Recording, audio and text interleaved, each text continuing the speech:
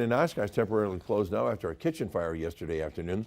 The tavern is owned by Jason Lindeman, who was convicted earlier this summer for recklessly endangering safety after running his speedboat into a paddle boat on the Fox River back in 2022.